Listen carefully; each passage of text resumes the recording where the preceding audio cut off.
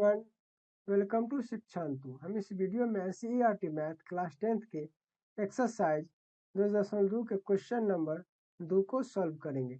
तो बने रहिए हमारे साथ वीडियो के अंत तक। तो शुरू करते हैं।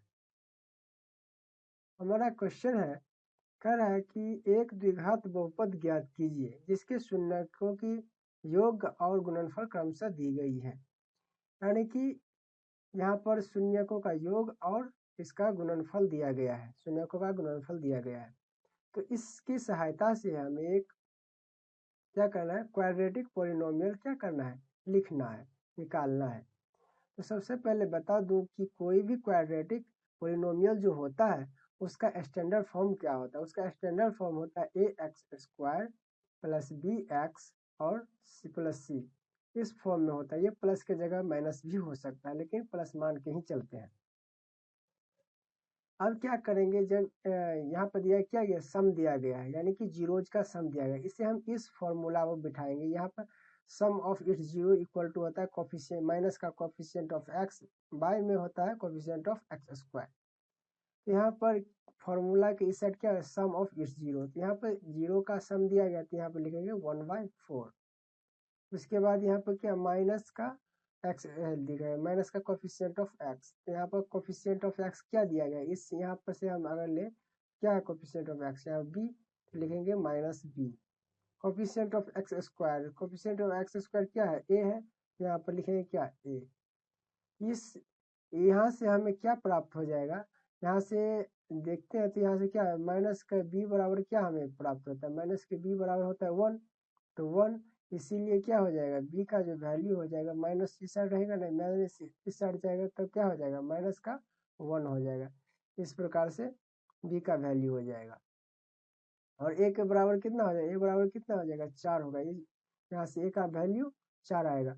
उसी प्रकार हम यहाँ पर इस फॉर्मूला से आप बचा क्या, यहाँ पर बचा एक कांस्टेंट टर्म यहाँ पर c है। c का वैल्यू निकालने के लिए हम प्रोडक्ट वाले फॉर्मूला का उपयोग करेंगे।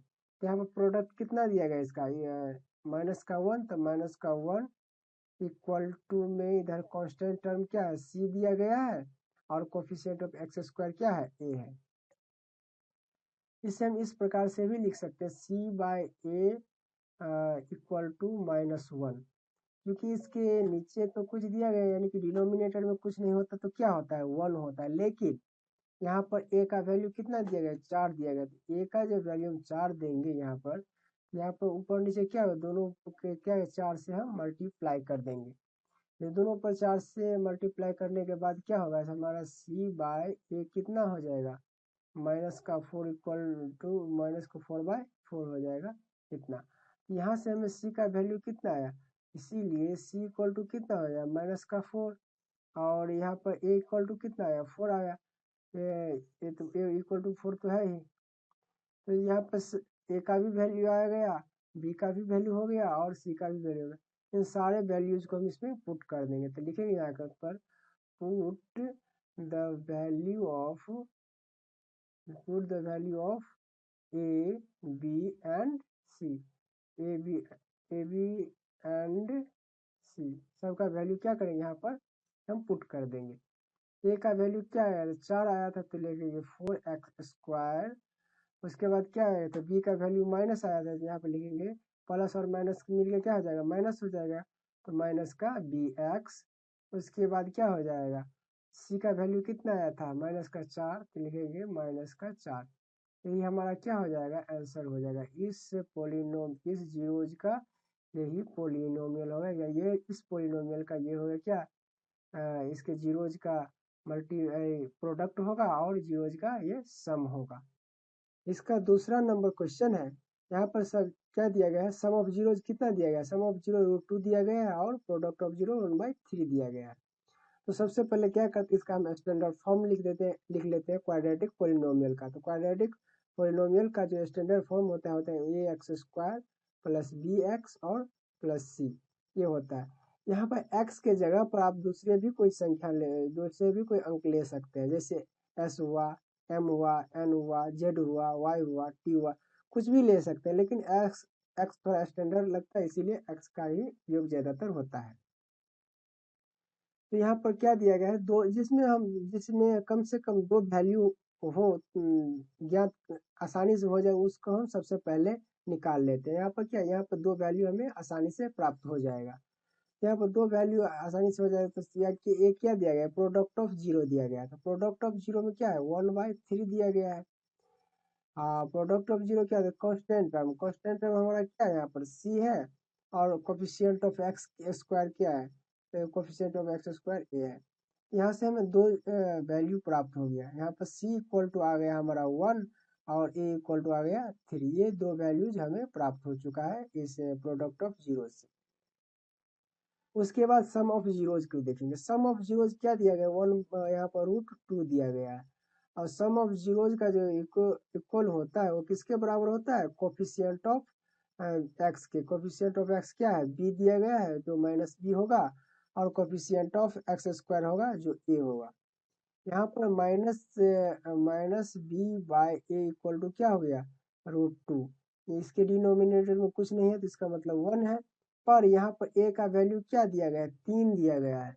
इसी 3 को मैनेज करने के लिए यहाँ पर क्या करेंगे, हम ऊपर नीचे 3 से मल्टीप्लाई कर देंगे। यहाँ पर ऊपर नीचे 3 से मल्टीप्लाई करने के बाद हमें क्या आएगा, बी का वैल्यू हमें आएगा कितना, बी का जब वैल्यू कितना, माइनस का 3√2 आएगा बी का वैल्यू, और यहाँ से ए का वैल्यू हमें 3 ही आएगा। यहाँ पर हमें ए और बी और सी तीनों का वैल्यू आ जाएगा। तो अब यहाँ पर क्या लिख देंगे, put the value of A B C, put the value of A B and C, सबका वैल्यू क्या करेंगे, इसमें हम इक्वेशन में पुट कर देंगे, अच्छा पॉलिनोमियल में पुट कर देंगे। ए का वैल्यू यहाँ से क्या आएगा, 3, तो लिख देंगे 3x²। बी का वैल्यू हमें क्या आया, माइनस का 3√2, तो यहाँ लिखे 3√2, उसके साथ कर देंगे x, और हमें सी का वैल्यू आया कितना, 1, तो लिख देंगे 1। यही क्या हो जाएगा, ये इसका आंसर हो जाएगा, ये पॉलिनोमियल हो जाएगा। उसके बाद इसका 3 नंबर क्वेश्चन है। यहाँ पर क्या, सम ऑफ जीरोज कितना दिया गया है, 0 दिया गया है, और प्रोडक्ट ऑफ जीरोज √5 दिया गया है। और यहाँ पर क्या है कि दोनों भी कंडीशन में एक एक का ही हमें वैल्यू दिया गया है। उस स्थिति में हम क्या करेंगे, सबसे पहले चलिए हम सम ऑफ जीरोज ही निकालते हैं। सम ऑफ जीरोज क्या हो जाएगा, यहाँ पर सम ऑफ जीरोज कितना है, 0 है। उसके बाद यहाँ पर कोफिशिएंट ऑफ एक्स, सबसे पहले इसका हम चलिए स्टैंडर्ड फॉर्म लिख लेते हैं कि ax² प्लस bx और प्लस सी, इसका स्टैंडर्ड फॉर्म हुआ। यहाँ पर 0 हो गया तो कोफिशिएंट ऑफ एक्स क्या हो जाएगा, माइनस का b हो जाएगा और x के a हो जाएगा। उस स्थिति में क्या होगा, हम 0 से किसी भी संख्या को गुना या मल्टीप्लाई करें तो क्या आएगा, एक ही आएगा। यहाँ पर इसके डिनोमिनेटर में क्या हो गया, 1 हो गया। यहाँ से अगर हमें b का वैल्यू कितना आ जाता है, 0, और a का वैल्यू आता है 1। और यहाँ पर प्रोडक्ट ऑफ जीरोज में क्या दिया गया, कांस्टेंट टर्म बाय x²। तो यहाँ पर प्रोडक्ट ऑफ जीरोज कितना दिया गया है, √5, और कांस्टेंट टर्म c बटे में हो जाए, इसके डिनोमिनेटर में क्या हो जाएगा, a हो जाएगा। तो इसके भी क्या है, √5 के डिनोमिनेटर में कुछ नहीं, तो इसका मतलब 1 है, और a का वैल्यू भी यहाँ पर 1 आ रहा है, यानी दोनों जगह क्या हो रहा है, मैच हो रहा है। तो इसीलिए इसे किसी भी संख्या से क्या कर, मल्टीप्लाई हमें नहीं करना पड़ेगा। यहाँ से ये लिख लेंगे हम, क्या हो जाएगा, यहाँ पर लिखेंगे a इक्वल टू क्या हो जाएगा 1, और c इक्वल टू कितना हो जाएगा, √5, ये हो जाएगा। अब यहाँ पर इस सब का वैल्यू क्या कर देंगे, पुट कर देंगे, लिखेंगे put the value of A B and C, सबका वैल्यू क्या करेंगे, इसमें रख देंगे। ए का वैल्यू कितना है, 1 का x², बी का वैल्यू कितना है, 0, तो 0 का x, और सी का वैल्यू कितना है, √5, कितना आया इसे। लेकिन इस प्रकार से तो नहीं हो सकता, इसे हम स्टैंडर्ड फॉर्म में लिखते हैं। तो क्या करें, x², 0 के साथ इसका गुणा होने के बाद 0 रहा तो उसका वैल्यू तो रहा नहीं, उसके बाद इसको हटा देंगे और लिख देंगे √5। ये क्या है, इसका ये आंसर हो जाएगा। उसके बाद इसका तीसरा नंबर क्वेश्चन है। तीसरा नंबर क्वेश्चन में यहाँ पर प्रोडक्ट ऑफ जीरो भी 1 है, और सम ऑफ जीरो भी 1 है। यहाँ पर दोनों क्या है, 1 ही दिया गया है। यहाँ से हम इसका सबसे पहले क्या करेंगे, स्टैंडर्ड फॉर्म लिख लेंगे। स्टैंडर्ड फॉर्म हो जाएगा A X square plus B X plus C, तो इसका स्टैंडर्ड फॉर्म। यहाँ सम ऑफ क्या, सम ऑफ जीरो मतलब 1 हुआ। उसके बाद कोफिशिएंट ऑफ एक्स, एक्स का होगा कितना -b, और यहाँ हो जाएगा कितना a। यहाँ इसके भी डिनोमिनेटर में कुछ नहीं है तो इसका मतलब 1 है। तो यहाँ से हमें क्या प्राप्त है, b इक्वल टू हो जाएगा कितना -1 एवं a इक्वल टू भी हो जाएगा कितना 1। प्रोडक्ट ऑफ जीरो में क्या दिया गया, 1 दिया गया, तो प्रोडक्ट ऑफ जीरो में इधर लिखेंगे 1, और इस साइड क्या है कांस्टेंट टर्म, कांस्टेंट टर्म हो गया c। उसके बाद एक्स स्क्वायर कोफिशिएंट का, कोफिशिएंट ऑफ एक्स स्क्वायर क्या हो जाएगा a। इसके डिनोमिनेटर में कुछ नहीं तो 1 है, यहाँ से हमें c का वैल्यू कितना आ जाएगा 1 आ जाएगा। ए बी सी और वैल्यू आ गया तो यहाँ पर लिख लेंगे क्या होगा इसका, लिखेंगे put the value of A B and C, सबका वैल्यू यहाँ पर पुट कर देंगे। तो यहाँ पे ए का वैल्यू कितना गया 1x square plus 1x plus 1, यानी कि इसका सही आंसर हो जाएगा x square plus x plus 1। तो इसका ये पोलिनोमियल बनेगा, तो ये क्या हो जाएगा इसका आंसर।